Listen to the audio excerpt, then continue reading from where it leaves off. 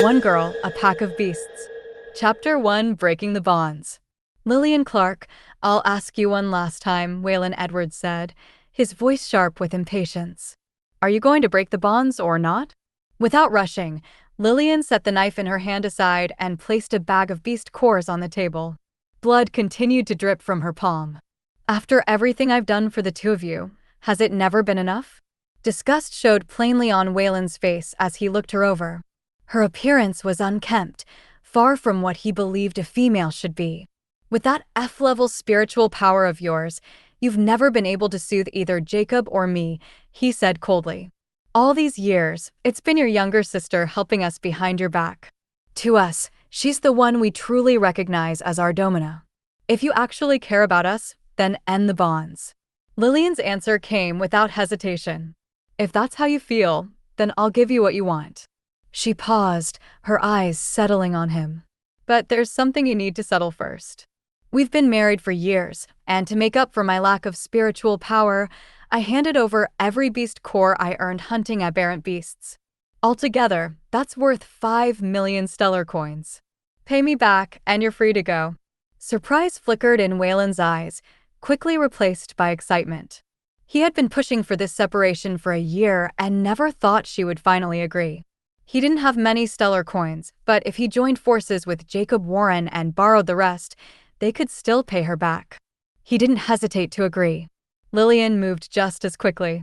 She pulled up the agreement on her communicator, signed it, and sent it over. Get the money transferred by tonight. We'll finalize everything at the notary hall tomorrow afternoon.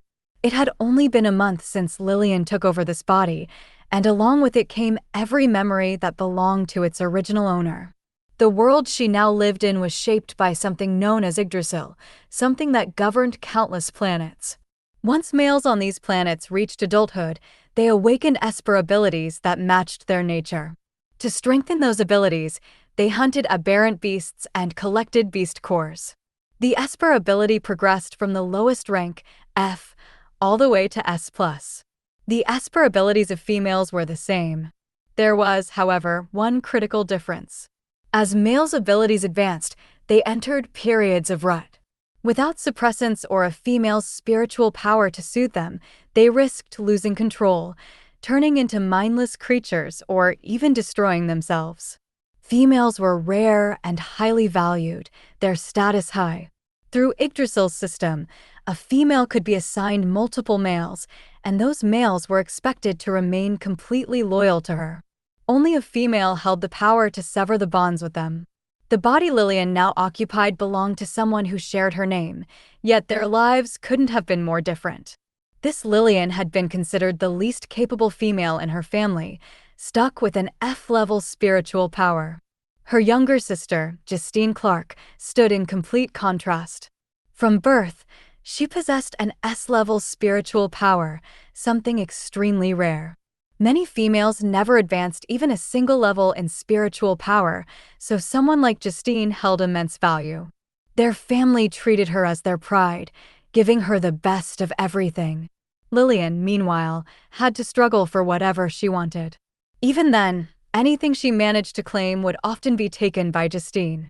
The previous Lillian had always known her limits. She lacked the spiritual power needed to soothe the two A-level males bonded to her when she came of age, Waylon and Jacob. To make up for it, she spent her days fighting in the aberrant thicket, pushing herself to gather more beast cores for them.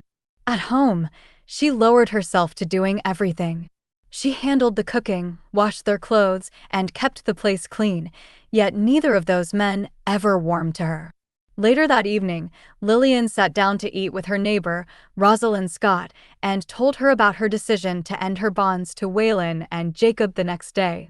Rosalind's reaction came instantly. That's unbelievable. They actually asked for that? How dare them? You've been nothing but good to them. Lillian didn't seem bothered. Justine enticed them away from me during the first year after the bonds were formed. I have never shared a bed with them. And all I could do to soothe them is pat them on the head. There's no point in forcing them to stay with me. Rosalind fell silent for a while, clearly shocked. Then, her expression softened as she remembered Lillian's weak spiritual power. She said, "You don't need to worry too much. The Federal Directorate won't leave a female without mates. Once you break the bonds, Yggdrasil will assign new males to you. Lillian let out a frustrated sigh and replied, "That's the problem. I don't want to be bonded again. It always ends the same way. The males won't like me." She could already see how things would play out. If she ended up bonded to capable males, Justine would step in again and take them away, just like before. Rosalind looked Lillian over from head to toe before speaking again. "You don't really have a choice. Bonding is required, and new males will come looking for you whether you want it or not. At least try to change how you present yourself. You always look like you just came out of the wild. Even if males don't hold the same status as females, you should still try to leave a good first impression." For years, Lillian had dressed only for survival. Hunting aberrant beasts and gathering herbs in the aberrant thicket had shaped her habits, leaving no room for concern about how she looked. Now, a thought crossed her mind. Maybe Waylon and Jacob had kept their distance because of how disheveled she looked. If that was the reason, then in her eyes, they were nothing more than shallow males. A quiet sigh escaped her. "All right, I get it." Rosalind handed her a ticket. "Here. It's for an underground fighting match. Go watch something fun and take your mind off things." The bar owner gave the tickets to me. "We can go together." Lillian accepted the ticket. "Thanks." The following day, after giving it some thought, Lillian decided to take a short break. The money from Waylon and Jacob had already been transferred, so there was nothing holding her back. She started by taking a long shower. After that, she used her communicator to order several elegant dresses and followed tutorials to style her hair into soft curls. Her natural beauty was actually remarkable. Her skin was smooth, and her features could easily rival Justine's. Years spent outdoors had shaped her body into something balanced and strong. There was firmness in her muscles, yet her movements carried a light, controlled ease. When Rosalind saw Lillian, she froze in place, her reaction almost comical. It took a moment before she found her voice again. "Why would you hide a face like that before? Even without strong spiritual power, males would still be drawn to you. Waylon and Jacob would definitely regret leaving you.